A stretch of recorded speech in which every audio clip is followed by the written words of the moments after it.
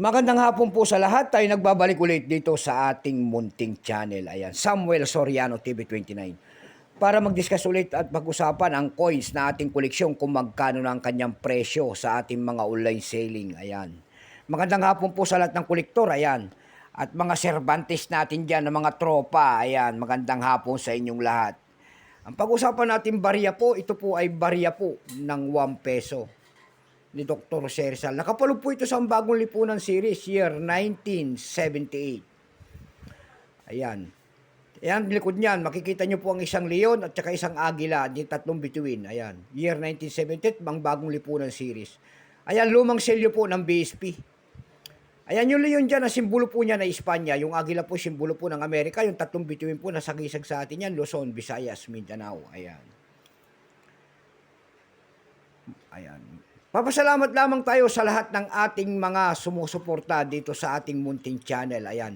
Taos puso po lamang ako nagpapasalamat sa inyo sa pagsuporta po at mga subscriber ko po ay maraming salamat po sa inyong lahat at magandang hapon and God bless. Yun naman po hindi pa po nakapag-subscribe sana, ayan, hingi lang sana ako ng pabor.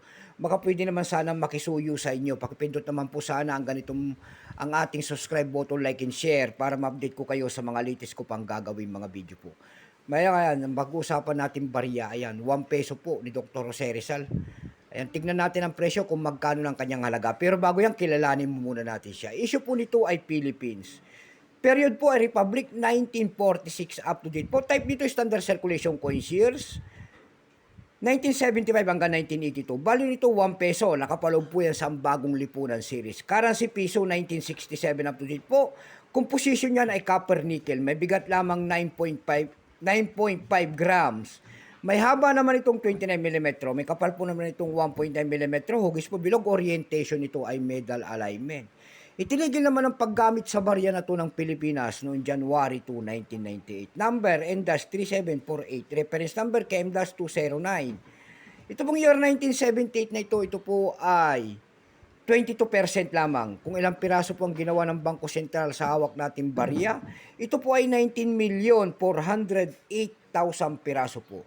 May price na rin po ito doon sa ating numista.com. Binigyan na po ng presyo ni Ginoong Numista. Yung kanyang very fine ay 42, extra fine 52, almost ang circulated 52. Ang circulated nito ay nagkakahalaga po ng 91 pesos. Dako naman tayo sa kanyang presyo sa ating mga online selling tulad ng eb.com. Ayan, doon sa ating eb.com na platform, nagtingin-tingin tayo ng kanyang mga presyo doon. At mayroon naman tayo nakita doon nagbebenta nito ng $6 na. Nasundan po yan ng $5.50. Yung pinakamalit na nakita natin bintahan doon ay nagkakahalaga po ng $3.98. Dako naman tayo sa carousel page dito sa atin. Sa carousel page po, mayroon tayo nakita nagbebenta doon ng 399 pesos. Nasundan po yan ng 80 pesos. And then, meron na rin tayo nakita doon na 85 pesos. Ayan lamang po ang ating may babahagi sa inyong kanyang presyo. Keep safe po sa lahat and God bless.